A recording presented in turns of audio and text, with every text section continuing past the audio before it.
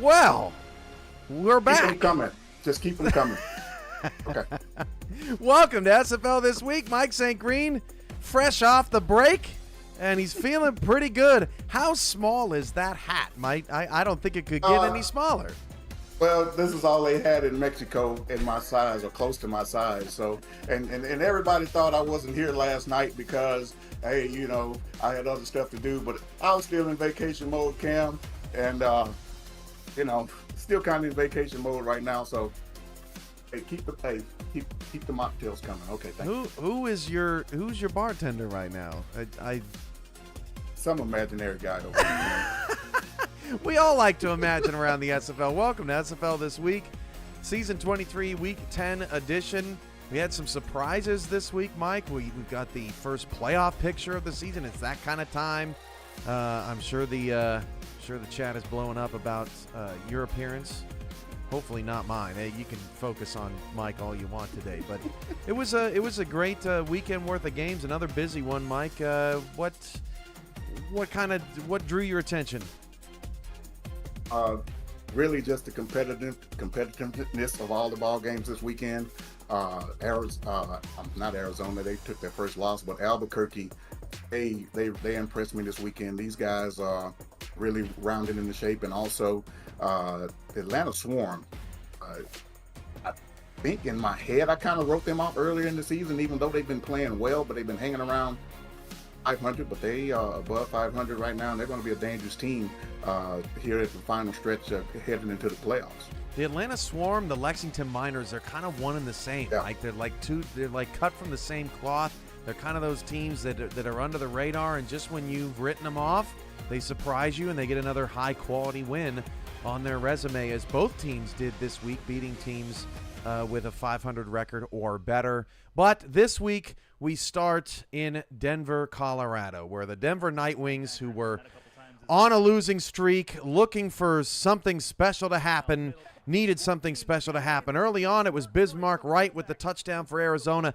And you know, Mike, they needed Bismarck Wright in this game because DJ Moses and Brad Jones got hurt at different points of this one. But then, after going up 7-0, Logan Keel and the Denver Nightwings respond with a kick return touchdown.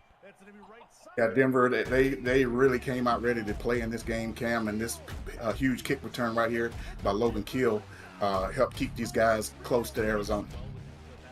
So in a 7-7 ball game, Ashley Jackson will get back on track. She finds Donnie Hands in the back of the end zone, and just like that, Arizona's up 14-7, now up 17-7. They seem to weather the storm for most of the first half, but here early in the third quarter, Bailey O'Shaughnessy with his longest run of the season, 34 yards out, he cuts the deficit to 3, and Arizona was never the same after that. Denver just started making plays, including Gene Struthers here to a wide open Marquis Sango, and that was kind of the theme of the last couple of quarters in this one, Mike, is how many Denver players were just open and making plays against this stout Arizona defense.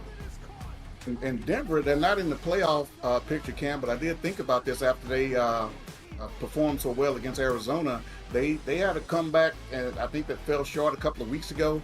This team, they're starting to look, round into shape and make some noise, and you may not want to play these guys if you're coming down the stretch if you're trying to secure a playoff bid. John Martin on fourth down gets the sack, and that was a wrap. Denver beats Arizona 24-17. The Scorpions' first loss of the season, and Denver gets their third win, hoping to maybe make a playoff run here down the stretch. It may be too little too late for that, Mike, but certainly they seem to be getting things together. You want to take Denver or Arizona on this one? Let's take Denver because I personally expected some huge things from them to start the season off. They kind of struggled a little bit trying to get used to what their roster and how they want to go about doing things, but they have seemed to figured it out over the last couple of weeks. And as I mentioned, this is a team that you really don't want to play down the stretch if you're looking to secure a playoff bid.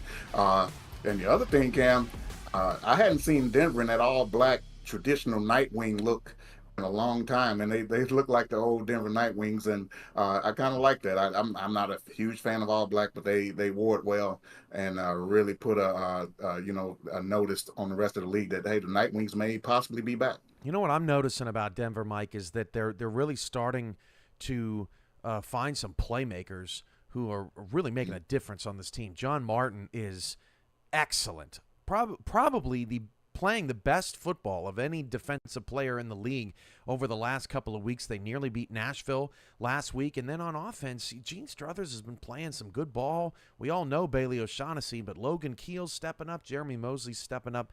It's a new era in Denver, and Ashley Jackson sat down with one of their new coaches on their staff, Jimmy Hatzis, first time caller into the show. We'll see what Coach Jimmy had to say about Denver's win against Arizona.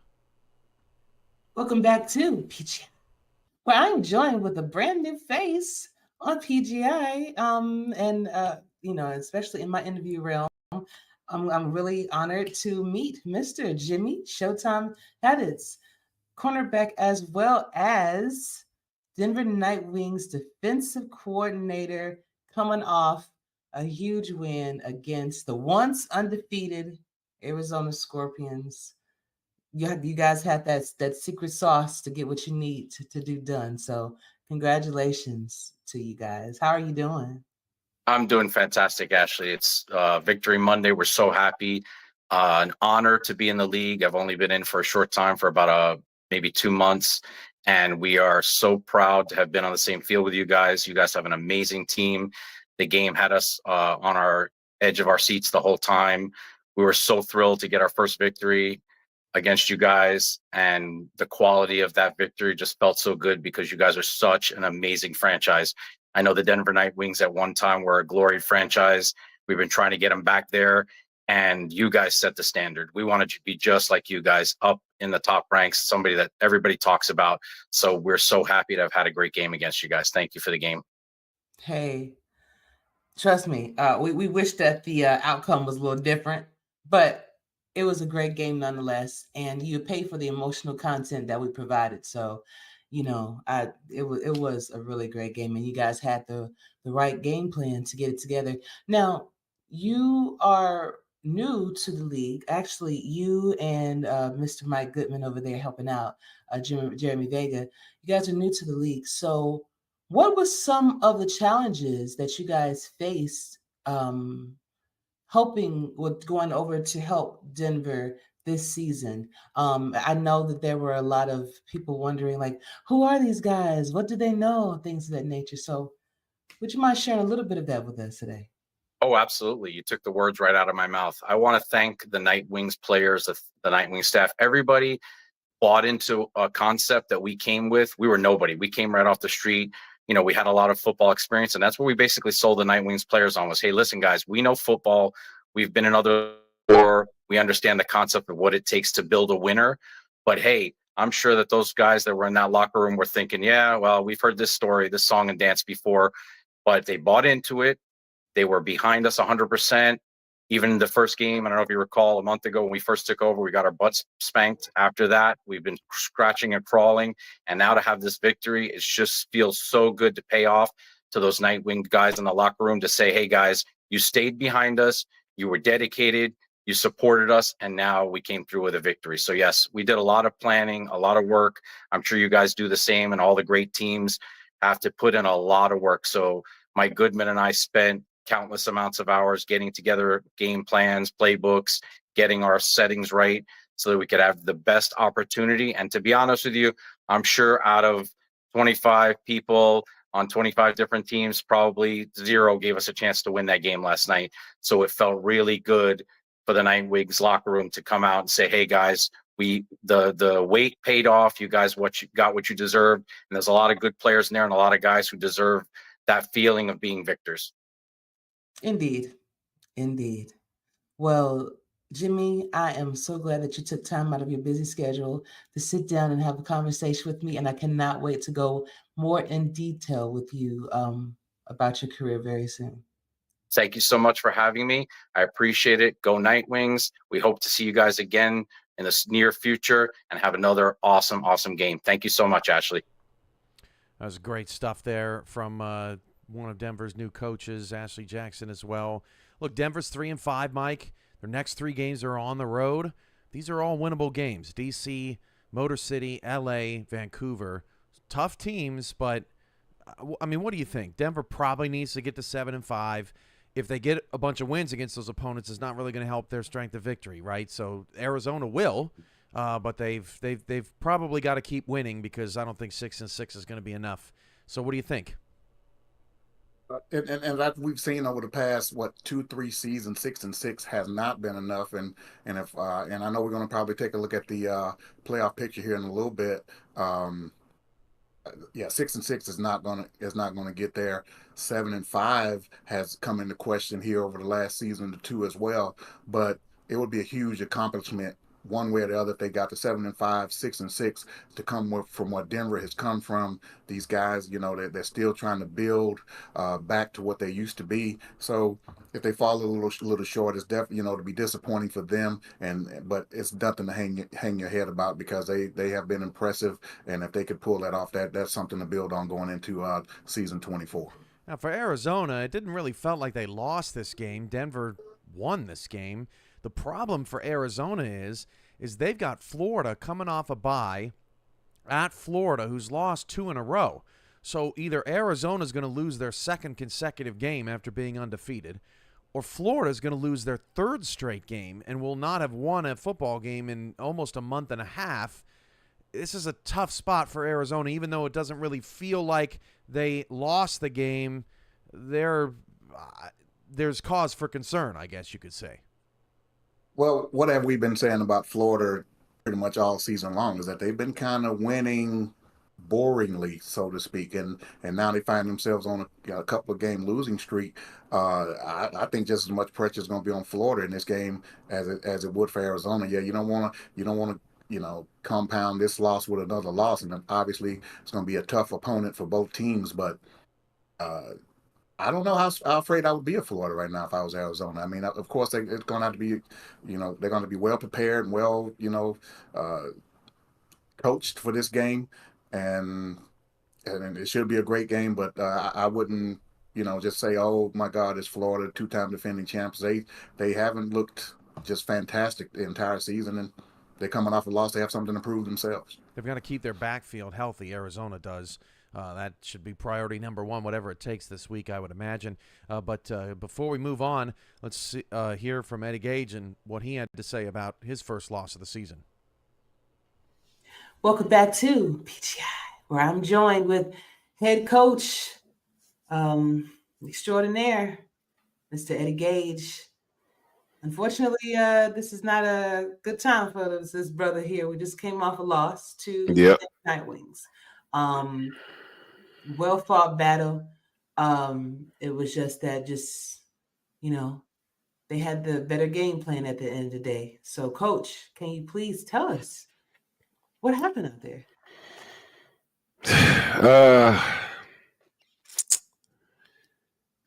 Got off to a good start, marched down the field, scored a touchdown. Offense looked good doing so. But then that kickoff return they had for a touchdown immediately after can be demoralizing. I mean, you spend, 5 minutes on the field working them, and then just to come back and get punched in the mouth with that kickoff return. That hurt. And but tried to fight through it. I commend them, in particular their defensive coordinator. He threw some wrinkles in there this week he hadn't shown before. And it came out to bite us. They got a lot of pressure on the quarterback, and we persevered through it in the first half as he was able to fight off would-be sacks and get the ball out. But it was only a matter of time before our luck ran out in the second half. I don't know if it was the injuries that our run game fought through or what, but when they came back, they just never looked the same, and we just could not get the run game going and had a few drops here and there sprinkled throughout that just were untimely, and then we got the win. Shout out to them. Indeed. With the new coaching staff over there, I know that they were really excited to get this win. And of course, on the other side of that coin, Arizona is still 7-1. Still number 2 overall now, but still number 1 in the West Division. So there's things to hang your hat on in that regard. But how do you plan on preparing for Florida that just came off a loss? So I know they're going to be playing angry. Ain't nothing to hang your hat on after a loss for me. I don't know. Losing freaking sucks. I hate it. But like you said, I can't hang my. I don't have time to soak over it because we got the defending champions now 2 times running. And we going to 8th place, and they got a bye week before that matchup. So it's like Bill Belichick giving a bye week before facing the Chiefs. It's just unfair. But no time to make excuses. We just got to go out there and find a way to come up with a W. As far as preparing for them, I don't know. I speak to Mighty every day, and he gives me pointers and stuff he sees that needs to be improved upon, but he don't talk about that stuff the week we're playing them. So I kind of feel alone in that regard, but hopefully what he has taught me can help us get a victory next week. Indeed. You're a very intelligent brother, so I know you're going to figure it out. Appreciate you. Anytime. Thank you so much for your time, and back to you in the booth.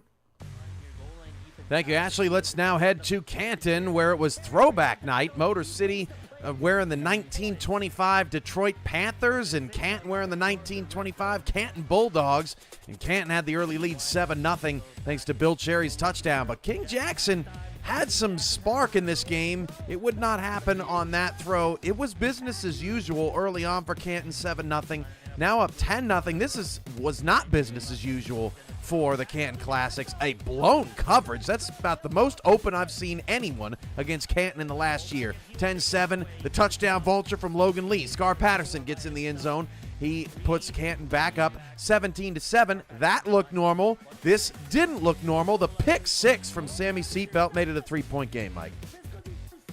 Yeah, Cam, I almost said Detroit, but that's Motor City, correct? But Yeah. they really did a great job of hanging with the Classic in this game, and they were kind of impressive in the way they looked throughout this entire game to keep this thing close. But they couldn't stop Logan Lee. Back-to-back games with 125 rushing yards, and Canton kept the clock moving, and then Scar Patterson got another touchdown to seal the deal. 24-14, Canton tops Motor City.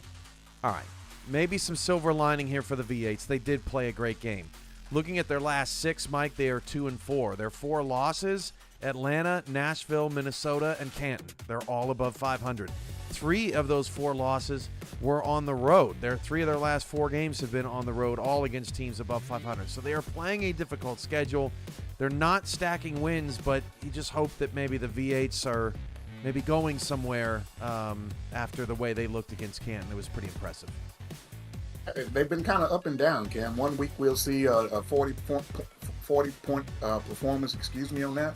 And then the next week we'll see just totally not show up. But it was encouraging, and it should be encouraging to them and the staff to hang with Canton the way that they did throughout the course of this game, because one play here or there, and they could have found themselves in the win column over this weekend.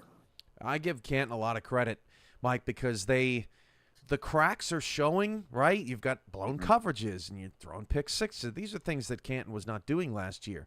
Yet, they are still winning football games. They are still 7-1. They just beat Florida 20-0, right? This team is still very powerful. And in my opinion, Mike, it's because Logan Lee is still the best offensive player in this league. He's back-to-back Offensive Player of the Year. Maybe he wins MVP this season, because Logan Lee is just a menace, and he's helping Canton through these lulls in the midway points of the season. Yeah, Logan Lee and also Scar Patterson stands out to me. They don't ask him to do a whole lot, but as you mentioned, we just saw one of the rare mistakes that he does make, but he's steady. He's not going to make any mistakes typically, and we saw him, on the goal line score a couple of times. He's the right guy for this team at the right time to go along and complement that huge running game that they have and that they sport week in and week out. And don't look now, but hey, Camp's right back in the thick of things and looking like there's championship contender again. Shout out to Jack's data in this block. Canton won 24-17. And then the other game that was next to them also won 24-17. The over-under on those two games was 41.5 and 40.5. And both games scored 41. I thought that was one of the craziest, oddest stats of the SFL season. But yeah, shout out to those guys. They continue to impress with their analytical minds. Let's go to what might have been the best game of the week, Mike. That was Nashville-Charleston to kick off the week on Friday night. Charleston wearing their Friday the 13th uniforms, and Xavier Solomon certainly scared Nashville early. What a play in the open field, just rumbling, stumbling all the way for the touchdown. He had himself a day. 7-0 Predators trying to catch Nashville in a very, very competitive East Division. Look at this play. Yeah, incredible play right there. You saw the little inside move and then trucks him after the catch, Cam. Goes all the way to the end zone. And I was wondering what was going on with these uniforms, Cam. I thought maybe I'd missed Halloween or something, but it was Friday the 13th. Okay, thanks for clearing that up. Yeah, it was. You can always count on Charleston to give us creativity. You can always count on Doug Britton to make terrific plays. It's 14-0, 3 minutes and 5 seconds into the game. It's all Charleston, and then a fumble on the kick return. It's recovered by Easton King, and he gets a touchdown. The dev player on the roster making the play. Now 17-10, and Jeff Banfield is wide open, and we've got a tie game just like that. And that's how quickly things can turn in the SFL, Cam. One mistake gets the momentum going for the other team, and now Nashville takes full advantage of it. It kind of felt like Nashville had a hangover from that second half against Denver last week where they almost gave that game up. They came out slow, but then they came out firing. Zorro Lunar with the touchdown, 24-17. Nashville in the fourth quarter would come right back. This is switch thumper to Kenny Hendricks for the score. We're tied at 24. Nashville won't give it away. They're trying to catch Florida atop the East standings. John Lakeman in this receiving core was not going to make that happen. Over and over and over again, these guys made plays. Doug Spelling with a big catch to get him in scoring range, and then look at this catch. Are you kidding me? That's one of the best catches of the season. Doug Britton will get one more look at it, Mike. This is just sickening to Nashville. Charleston wins the game. Doug Britton, Cam, he's really one of the more impressive receivers and return men in this league, and tough catch right there puts Charleston ahead, and they were able to hold on and close that game out. But impressive win by Charleston. It really was. Florida stays sort of in the driver's seat of the East Division, even though it's close, because they already have wins over Charleston and Nashville, who are a game back of Florida. So you might as well be 2 back of Florida. I think the Storm are fine. But Charleston at 5-3, you'll see here on the playoff standings that we're going to debut later on in the show. This was a monumental win to help them leapfrog Nashville in the standings and in the East Division. And now maybe we're talking about Charleston as someone that can contend and can compete after they won their wild card game against Seattle last season. I really believe we can talk about them in that manner. We know their offense can put up points, as we just saw, but their defense, they're pretty consistent as well. And these guys are going to be a team to be reckoned with for sure coming down the playoff stretch. Chris Delro, huge fan of the show. $5 super chat. Charleston used some Friday the 13th shenanigans. They played great, and congrats, but Nashville will get it rolling again. Nashville does not have an easy schedule coming down the stretch, and things could get interesting for the Tempo. We're trying to hang on to one of those playoff spots. After the game, Ashley Jackson caught up with JW Hartshorn, the head coach over in Charleston, to talk about their big win over Nashville. Welcome back to PGI, where I am joined with a new face. I don't remember if this is your first time actually on PGI, but I think it is. Mr. JW Hartshorn coming over from the Charleston Predators, head coach, as well as their cornerback, coming off a great win. How you doing tonight? I'm doing pretty good. How about yourself? Hey, I'm, making it, coming off a loss, so. And it was a good game. That's all you can really ask for. Hey, it was a great game. But but yours was even better. I mean, John Lakeman kind of went off with you guys, and I have a sneaking suspicion that maybe a certain fire was lit on this for the head from the head coaches or towards the head coaches. So what changed for Charleston to get this win over Nashville? Because like Lakeman had a fantastic game with over 300 yards passing himself. So what was it? From honestly, I think it was a byproduct of us having those like that week and a half, 2 weeks that we had a fairly decent game against Albuquerque with him. Made a couple mistakes here and there. Couldn't get the run game going. That was really what did us in. But like we kind of had an idea of how we wanted to get the offense going, and like I'll be entirely honest, within the hour of our game against Albuquerque, I was already working on our game plan for Nashville. I know I did at least over 100 sims and situation mode runs of just trying to figure out what to do to get. If we could get Lakeman going, it helps us in every other facet. So yeah, it was just a fun project, and I know he really enjoyed it. You know, and it's crazy because even just looking at the turnovers, you guys had 3 turnovers, they only had 2. They had the ball longer with 17 minutes and 10 seconds to your 16 minutes and 43 seconds. But you guys had no penalties. They did have a penalty. So, I mean, it was just good Charleston football from my standpoint. But what do you think that you're going to have to do to improve for next game, though? Well, I mean, I'm already working on the Bossier City game plan as we speak, but I mean, big thing is just keep on finding what works for us. Like, at the end of the day, like I've scouted literally Bossier City's entire season up to this point.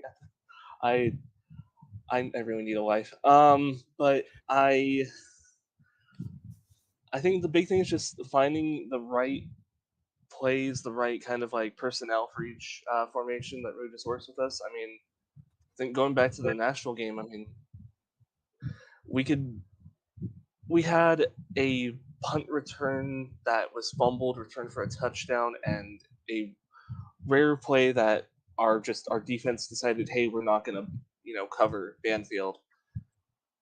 I think we could have potentially won that game a little bit better. It ended up being a lot closer than it probably should have been. But I mean, Nashville's always a tough matchup. Indeed. Well, incredible good game. Great defensive stand at home, and I cannot wait to see what you guys do for the rest of the season. Good luck to you. Thank you, and good luck to you guys. Back to the highlights. Vancouver and Albuquerque. Couple of thrillers coming up here on SFL this week. Cyrus Jive to Greg Corky in the back of the end zone. Jive was balling in this game. Here he is again, finding K. Marion, makes it 14-3 Albuquerque. And you're thinking, man, the Adams are going to take it to Vancouver. But this run game for this backfield, I should say, for Vancouver was so impressive in this one. Ike McBride out into the flat with the stiff arm and scores. Coach Hamilton loves it. 14-13 Adams. Cyrus Jive is back at it to K. Marion. 21-13 towards the end of the third quarter. It's a battle of two different styles. Albuquerque doing it through the air. Vancouver doing it on the ground. Christian Brown all night coming up with key plays. Makes it first and goal, 20-13. It's a 20-13 game because Albuquerque actually missed an extra point. That touchdown to Stephen McMichaels ties the game at 20 after a chance to win made extra point. Third down and 12, 5 minutes to go. Cyrus Jive is sacked. Vancouver finally has some serious momentum, but on the next drive, in field goal range, Christian Brown is sacked outside of field goal range. So Vancouver has to punt it away. Brian James, the former #1 pick, makes the play. Vancouver on a field goal, missed it. with 2:40 to go, so they cannot take advantage after Albuquerque got the stop. And finally, Albuquerque says, forget this special teams nonsense. We're going for the touchdown, and we've got the touchdown. Greg Corky from, I'm sorry, I totally forgot. There we go. Carolina, Atlanta, 26-20. I thought somebody hacked me. 26-20, Albuquerque gets the win over Vancouver. Now, Carolina and Atlanta, it was all Skyhawks early on. Chase Earl from Matt South makes it 10-0. Carolina and Atlanta really looked down in the dumps, but Bryant Dynasty and crew got it together. Their resolve this season, why not Arrowlet in the back of the end zone? Touchdown or not is a questionable call, Mike, but their resolve has been outstanding all season long. Yeah, Atlanta, they have really, as you mentioned, they've basically come up when people thought they were down. They've persevered and have been able to really put some things together. Brian Dynasty has pretty much been excellent all season long, as we see him with another dart right there to who was that? That was Fox Highwind, yeah, on that big catch, and he's been a big addition to that team, Cam. But Dynasty, just to keep mentioning him, he's been fantastic pretty much all season long. And then down the stretch late, Aquana Shine with that interception. You saw that Carolina was up 13-3 at the break. They just could not get the offense rolling in the second half. Albuquerque beat Vancouver 27-20. This is what happens, Mike, when you write the script on a different day, and then you have to move the show back one day, and then you forget everything that was in your head. But Albuquerque gets a 7-point win. Atlanta gets a 7-point win. Which victory was most interesting to you, Mike? Well, it was Albuquerque, but one thing that stood out in that game, Vancouver actually had a chance to win that game until that missed field goal. But that was supposed to be a bump. Chance to win the game until the missed. Yeah. I know. Right over my head. I'm a terrible sidekick to you. That's why you're my wingman and not the other way around. Well, yeah, but anyway, yeah. But Cyrus Jive was. I knew you wouldn't get it. I don't even know why I tried, but I try to carry as much as I can. But anyway, it's a burden. It's a burden. Cyrus Jive was totally impressive this weekend, and this Albuquerque passing game has they figured some things out. Really all season long. They had an impressive game. I want to say a few weeks back against Baltimore in a loss. I want to say a few games after that they had another big game in the passing game, but they have figured some things out, and if they could put together a run game, and I know it's not too shabby over there. They have some players that can make some plays. Look out for Albuquerque as well down the stretch. Let's talk Carolina for just a second. You go out, you beat Florida, and you didn't just beat them close. You crushed them, and then you play Atlanta, who's sort of bumbling around, right? Up and down, kind of a roller coaster. And you can't close the deal, right? And that is the Carolina experience. Now they've got Baltimore on Friday, another great team that they usually have pretty good success with. I would not be surprised if they went to Baltimore and got some big victory. But how can you let that go? Meanwhile, Albuquerque, Mike, unless they just collapse, they're going to make the playoffs. Their last 4 games, Pittsburgh, Chicago, Bossier City, and L.A., they're all under 500. I'm not saying that, they're just going to clean sweep and win all those games, but the odds that they're going to lose 2 of those seem pretty small considering their next 2 is at home, and they have been awesome at home. I think Albuquerque's kind of a sleeper right now. As I say, any given sim day, we never know what's going to happen, but you have to look at that schedule if you're Albuquerque and say, hey, man, things are looking favorable for us to make some noise. And who knows, Cam, they could win 3, maybe 4 of those games and really sitting pretty at 8-4 by come playoff time. But these guys have to be feeling pretty good about themselves. And first season in the league, I kind of expected Nashville to be the team, which they are. They're above 500, 5-3. But Albuquerque is looking to make a late run of the newcomers and say, hey, don't get too hasty, MSG. We're here also. All right, let's get to some more action around the league, and I promise I won't forget what's coming next this go-around. Let's start with Baltimore and Bossier City. Big game for the Steamers hosting the Vultures towards the end of the first half. It's Vin Calya from Ace Fennick. He goes up 14. He puts the Steamers up 14-10, and all is looking great. But then in the third quarter, Baltimore's defense played probably their best half of the season. Alvin Mack forces the fumble recovered by Al Walker, down 4 early in the third quarter, and Bossier City just fell apart. Actually, Baltimore really kind of took it to him. Jack Wigmore fires into the end zone, finds Mac Chima for the touchdown. The Vultures take a 17-14 lead, and then one of Ace Fenix's worst throws of his entire career. I mean, he just threw it right to Alvin Mack, and he's gone. Alvin Mack really put his signature on this game, Cam, as he saw the forced fumble earlier, and then here we go with the huge pick six, and then Baltimore, they were off and running just like as Alvin Mack was himself. Baltimore goes up 27-14, and the rest was history. The bench loved it. You saw T-Roy Gaines cheering on his defensive teammates. He caps it off on offense. 34-14, Baltimore gets the victory. Now to Mexico City on Australia night.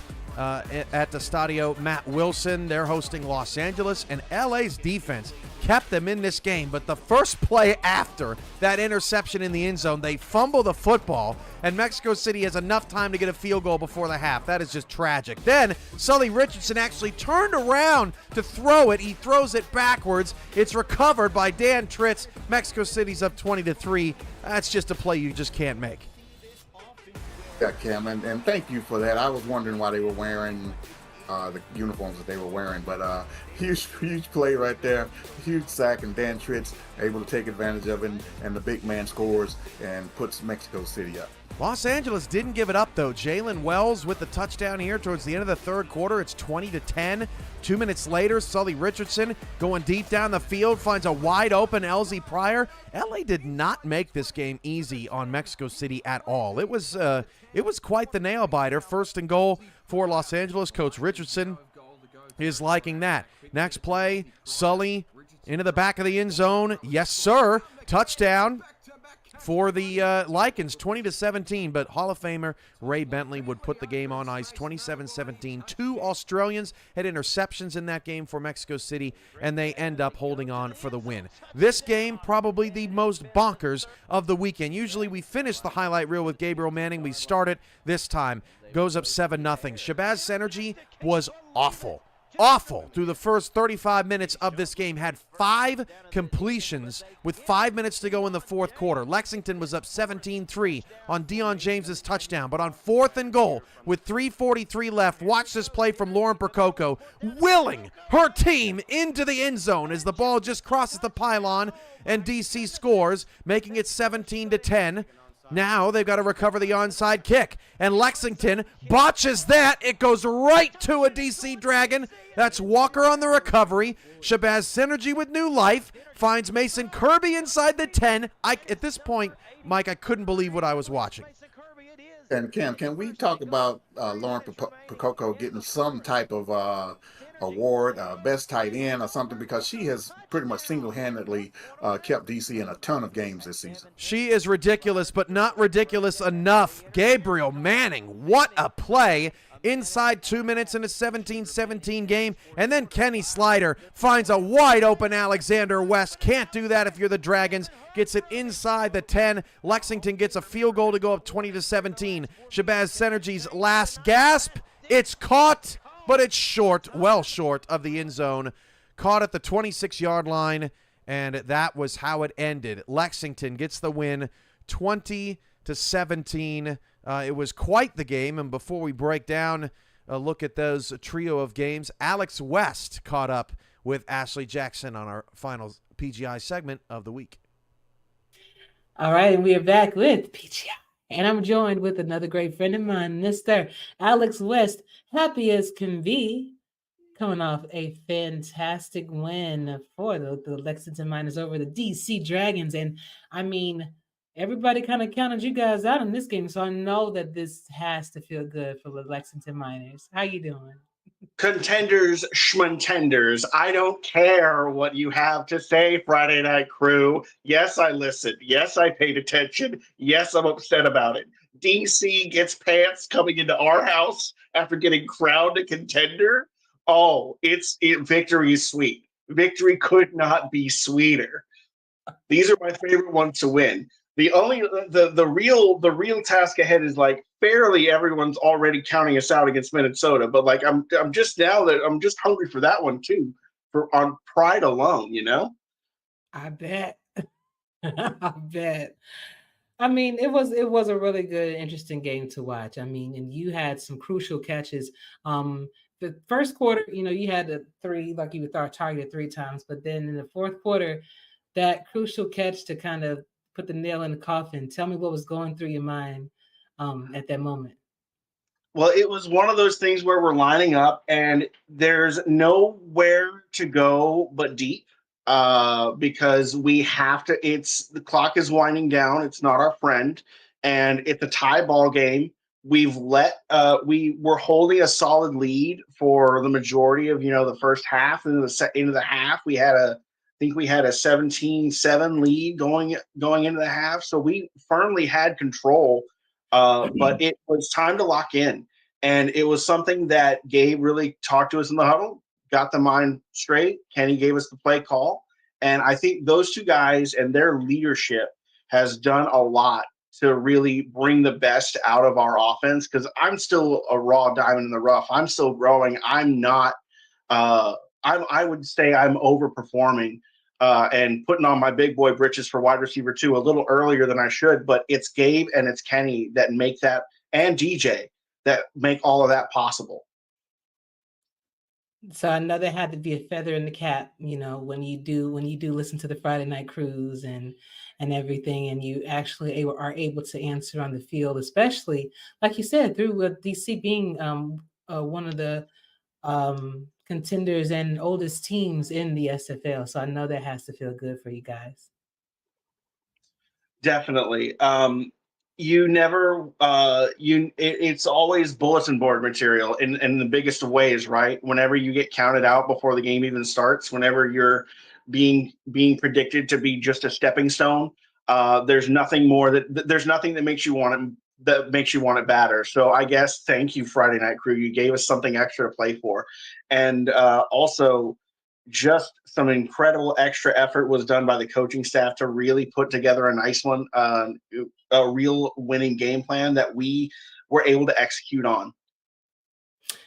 Did you know that there were actually 6 teams that scored 17 and lost?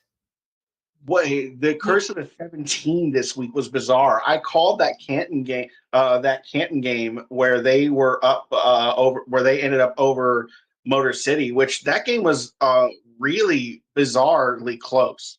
Motor City being that close but still losing on 17 was wild, especially when you look at all that happened on the rest of the week. All right. Well, this is going to go down in history. Week 10, curse of the 17, but not for Lexington Miners. Congratulations, y'all. Thanks so much, and thanks for having us. Thanks for having me on the show. Have a great one. You too, Alex. Thank you for being here. Back to you in the booth. Thank you, Ashley, and thanks to Miss Jackson for always being the community's #1 fan. Let's start with DC, Mike, because they're in trouble. 4-4. Their schedule is not friendly. Denver, who just beat Arizona. After that, Baltimore and Fort Worth. Listen, Lauren Prococo is amazing, but they got to get her some help. Yeah, you actually just took the words right out of my mouth, Cam. She really needs some help, and I don't know if that help is coming this season. As far as I know, they still only have 2 contracted wide receivers, and I think that's part of the problem with them is that there's no diversity. There's no one for the defense, no one else for them to key on per se. Of course, they have the 2 guys that are there, but if there's nothing else other than non-contracted players, it's really not much else for the defense, the opposition defense to worry about, and that's going to be a problem, especially going up against the gauntlet of teams that you just mentioned. Their work is definitely cut out for them. They're a solid team. Can they get it done? Yes, but it's going to be a difficult road. I don't know what to make of Lexington. They sure are fun to watch, though. I mean, Mhm. some weeks Kenny Slider looks like the best quarterback in the league. I mean, he is just dialing it up, and their run game can be explosive too. Another big win, just like Atlanta, 5-4 now. They are really in the thick of things. You have Phoenix Jones, and it really surprised me to hear during the broadcast of this game that he got his first touchdown of the season Yeah, crazy. this weekend. That was really surprising for me to hear. But as long as you have a Gabriel Manning that can make plays, as we saw in the passing game, we know what he can do in the special teams. But then when you add in Alex West, that made some huge plays in this game as well. This I almost said Tulsa, but this Lexington team, they're going to be a problem for teams to match up with. They're 5-4 right now. They're looking good. They're in playoff contention, and you can't ask for anything else right now. Any thoughts on Baltimore and Mexico City kind of taking care of business? It wasn't easy. It was not easy, but they did end up getting wins and improving to 6-2. Kind of business as usual for Baltimore. It was kind of a little bit surprising the way they did it. Wigmore was, I think, below 500 with his passing. Yeah, 9 of 19. Yeah, so that was kind of surprising, but business as usual. So let's move on to Mexico City now. They had struggled over the past couple of seasons. They were making adjustments, to the roster, as how they want to go about doing things moving forward. But they have definitely gotten things turned around and got everything moving in the right direction. And I'm fully impressed with Mexico City. They are in full-fledged championship contender mode, and you have to look out for the Mexico City definitely in the playoffs and moving forward. Mexico City and Houston, who play in a couple of weeks, they kind of mirror each other a little bit when you think about it. When Mexico City's not playing well offensively, it's because their quarterback is turning the ball over and throwing interceptions.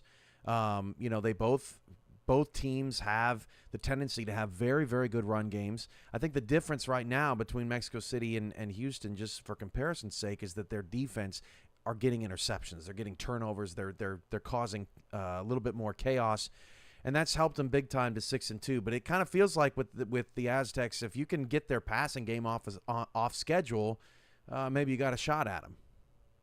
And definitely the turnovers are killing Houston right now, and definitely the turnover differential is making it even further noticeable that that why Houston can't get off the snide right now. The defense not creating any turnovers. And Houston's turning it over multiple times per game, and it's hard to beat anyone in the league with that type of deficit that's going against you week in and week out. But yeah, Mexico City that offense can struggle at times. We haven't seen much of that, but we saw it a lot last season. This season, when that offense struggles, the defense have seemed to step up, make plays, keep games close, and give them opportunity to win. Let's talk about Minnesota, Houston. Let's kick that off with the best of the rest. 19-6 Minnesota wins last night. They improved to 6-2. We could dwell on Houston if you'd like, Mike, but honestly, Minnesota was so impressive. Their only two losses are a 2-point loss to D.C. because they failed on two-point conversions, and a Week 1 overtime loss. Canton's only loss is a Week 1 overtime loss. So there are some teams at the top of the standings who feel undefeated in a way. That's how well they are playing. And after seeing Minnesota last night sort of firsthand, I don't know if you felt this way too, Mike, but that's a team that can win a championship. They really could. And we're not going to dwell on Houston at all.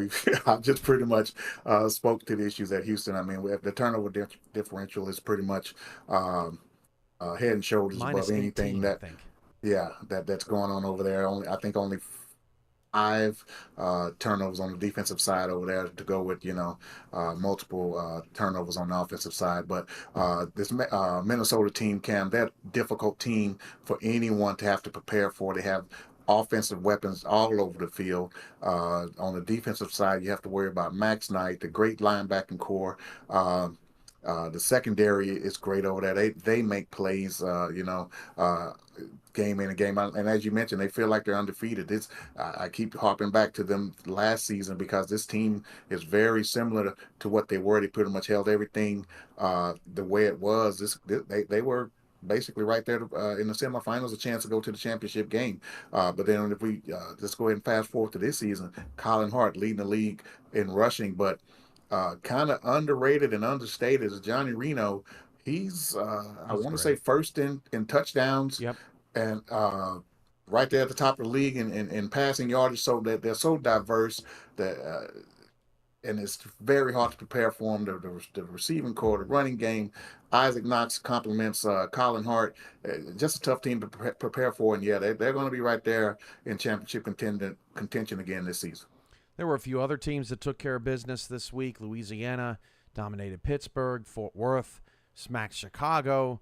And Indianapolis kind of played with their food a little bit, Mike, but they ended up taking care of Queen City. No problem. Any of these winners stand out to you? Let's talk about Indianapolis for a second because they've kind of been in that. When we've talked about Atlanta, it's like, okay, are they out of it? Are they in it? Indianapolis has seemed kind of out of it most of the season, but lo and behold, after this weekend, they're 4-4. They're right there in the playoff picture. Now anything can happen. They have an experienced quarterback in Johnny Pickler. Maybe they have kind of figured some things out offensively because I know they've kind of struggled with early in the season and scoring points. The defense has looked pretty solid most of the season. So look out for the Ramblers going down the stretch. They may have figured some things out as well. And hey, speaking of the Ramblers, now's as good a time as any because the Indianapolis Ramblers are your current 12 seed in the SFL playoff picture. Here it is, the debut standings this season. Let's start at the top. Canton by 0.01 of strength of victory is ahead of Arizona. It's a very close call there, but Canton is now your number 1 seed in the SFL. Arizona is 2 with their win last night. Minnesota gets to 3 thanks to a .001 difference in strength of victory over Florida. So the Minnesota Legend are your number 3 seed and well-deservingly so. Florida's your 4. Mexico City is in 5 despite being the South champ. They are just on the outside looking into that first round bye. And then Baltimore as your best record for non-division leaders. They trail Canton by just a game. But remember, Mike, they have the tiebreaker over Canton. So they just need one more slip-up from Canton, and the Vultures could be looking at that top spot in the North. Then Fort Worth has a common games victory over Charleston and Nashville. They are your 7 seed. And Charleston's head-to-head victory over Nashville this week would be the difference in hosting a playoff game and not if the playoffs started today, Mike. They are the 8 seed. Nashville is the 9 seed. Then you get to Atlanta and Lexington. Very similar teams, very similar roller coaster seasons. Atlanta has a strength of schedule tiebreaker. That's how similar they are. We had to go all the way to strength of schedule. They would be your 10 seed.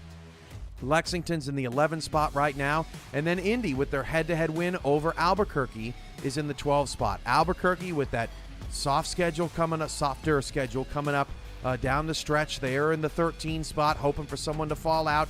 Carolina has a win over Florida and another opportunity to get a big win this week against Baltimore to help improve their SOV. And then you've got DC at 4-4 in the 15 spot. Their resume of victories has not been what they had hoped, and they are lagging behind here just a little bit. That's a look at the Week 10 playoff picture. And Mike, you start wherever you'd like. It's right in the center of the graphic right there, Cam. It's kind of weird seeing Baltimore in that 6th spot, but we know they can really make some noise no matter where they come from in this playoff picture. But it's kind of strange seeing them down as far as 6, and in that 8-9 matchup as it would stand today of seeing another Charleston and Nashville rematch after the game that they just played. That would be great. But what always interests me and intrigues me at this time of the season, Cam, is then when you look at the 13, 14, 15, 11, 12, it just stands out as to what a fine Teflon coating of the razor's edge, so to speak, it takes, whether you're in, whether you're out, whether you seeded 1, whether you seeded 5 or 6, whether you get a home game or a road game. It's always intriguing this time of year to me that the razor's edge is so thin between in and out, home, away, bye or no bye, it's always very intriguing. I think Lexington is a very interesting team this week, Mike, because they have Minnesota, and they're a young team, but this is the moment, right? This is the moment. This is their sort of Carolina against Florida moment.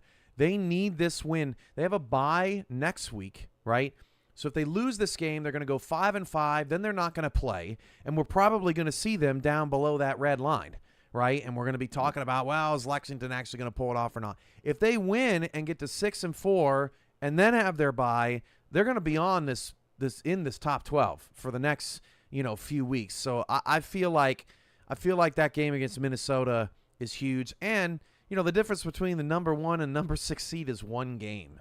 So you've got a lot of teams. I feel like last season there were really 4 top dogs, that had a chance. And we saw that in the semifinals where it was Canton, Minnesota, and it was Florida and it was Canton, D.C., and it was Florida, Minnesota. Those were the 4 teams all the last month of last season that we thought were championship contenders. You really have 6 in there that are in legit conversation for being contenders, and then I would put Nashville just outside of that. But that's a lot of opportunity out there for a lot of teams. The parity at the top much better this season. Yeah, it's definitely much better this season, and no one's really, especially with the Arizona loss this week, no one's really setting themselves apart as far as that goes. But strangely enough, Canton, to me, they're seemingly rounding into that clear number 1 as the season has gone on. They lost in week 1. They haven't lost since. They're starting to look a lot like they did last season with the dominance on the ground, and the defense is, extremely tough to move the ball on. So they're starting to look like that team to me, but not quite yet. We're going to have to see what happens over the next couple of weeks. But yeah, Cam, this is anybody's ball game. Shoot, far as we know, Albuquerque or someone not pictured on the graphic could end up winning the championship this year. We just never know. Yeah, it is going to be a very exciting race down the stretch, and if you're 3-5 or 3-4 and just on the outside, there's still time. This graphic is going to see a lot of shuffling in the coming weeks, but that's how it stands right now, and it's very interesting to see sort of the pecking order of where everybody stands. All right, before we get out of here, Mike St. Green, your spectaculars for Week 10. Who caught your attention? They're not spectacular tonight, Cam, because it's Tuesday. So how about that's true. tremendous sort of terrific Tuesdays or something? I don't know. Just let the journalists write, Mike. just you just do your thing. Who's your best players this week? Well, who wore it best first, Cam? And okay. I typically don't go for throwbacks, especially if they wear them alone. But since these guys coordinated it and it looked kind of great together, Motor City, I always want to call them Detroit, but Motor City and Canton, I think they wore it best. And with the slight edge to Canton, of course, because the winners always, get the who wore it best. But instead of one spectacular this week, Cam, and like I said, it's going to be a terrific Tuesday. I'm going to give one to one side of the ball and one on the other. John Martin in that big win over Arizona to knock Arizona out of the ranks of unbeaten.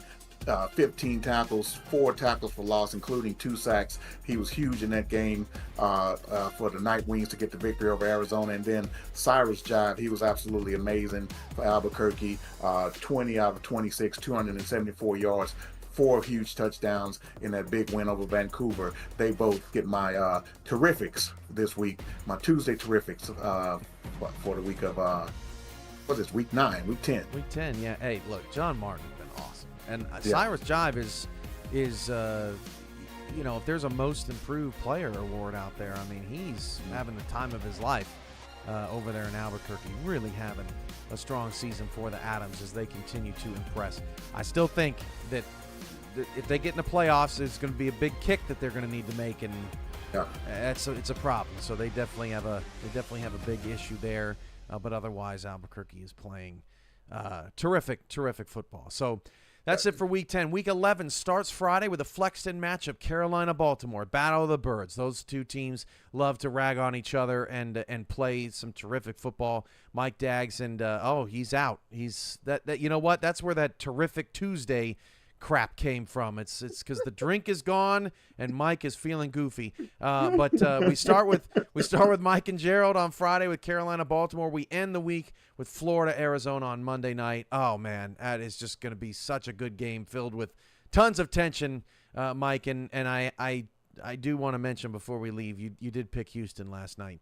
In all transparency, I did pick Houston behind. I mean, was it any question that's who I was going to pick? No, and I said, and I said I was going to have no more art picks over the course of the season. But of course, I had to go with Houston. And the irony of that, Cam, is that I was 3-4 personally going into that game, and I needed a win to get back to 500. Now we're both 3-5. So hey, who knows? It's almost like you could throw a dart at a dartboard. You just wanted me to talk about that game again, but anyway.